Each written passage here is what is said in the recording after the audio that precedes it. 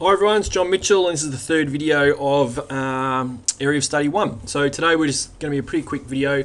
We're just going to look at the environments, and so what we're talking about there is we're looking at the context in which business is carried out, and so it's not necessarily the environment, like whether it's a sunny day or whatever, but it's the business environment, so the business, where business is carried out. And because we're looking at always at large scale organisations, there are two main environments that we look at: the internal and the external environments, and the external we can break up into two. So we'll start with the internal. You may also see it as the micro environment, and the elements in here, they include things which the organisation has the most control over. So these are some of the elements in there: so people, resources, policies and procedures, culture, and the company processes. So people are obviously the employees. They don't have full control over them because the employees can, come and ask for better wages and better working conditions and things like that. But they can control, where they go and those type of things, where they're actually situated. So they do have a fair bit of control over their employees. Resources, so they have most control over their buildings, their land, their capital. Obviously, there's certain laws and things like that they have to abide by. And that's the same with policies and procedures. They have to abide by occupational health and safety laws, but they can essentially write their own policies and procedures that they want, as long as they fit in with those particular laws. Culture is about the shared values and beliefs of an organisation. Now the organisation can employ based on culture, so they can employ the people that they think will fit in with their culture. They can communicate the type of culture they want, but they haven't got full control over the thoughts and beliefs of every single employee, so they haven't got full control. And then we just got the day-to-day processes, so how tasks are carried out. They obviously can create their own processes. Now we've got the external environment, so that covers what the organisation has little to no control over. And there's two levels of the external environment. First of all, the operating environment. So that's made up of factors external to the organisation but still have a direct impact. And they include the customers. They obviously need to be aware of customer needs and wants and keep up to date with that.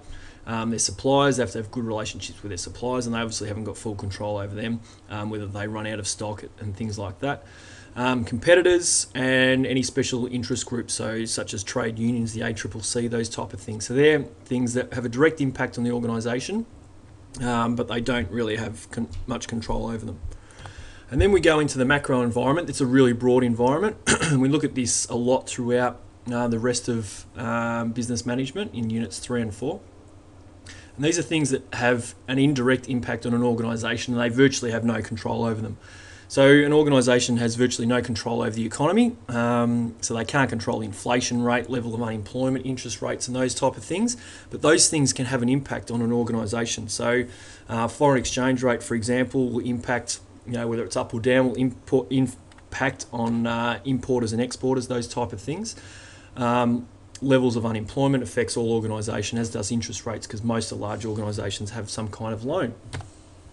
Technological factors, so other organisations continuously driving changes in technology. That's going to affect how an organisation operates and communicates. Any legal and political changes, so when work choices came in end of 2006/2007, that impacted a lot of organisations, and then the change of government and any law that they change will impact on how an organisation operates.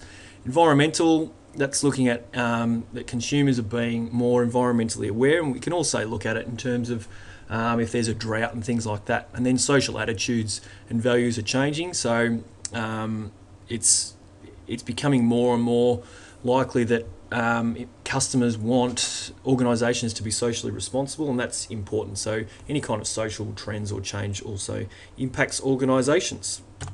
So just to recap, there's 3 environments, 2 major ones, so the internal and external, but there's 3 environments that you need to know. So that's the internal, the operating and the macro. And for more resources to help you out with this topic and to find out all about our revision lectures in your area, go to teachingbubble.com.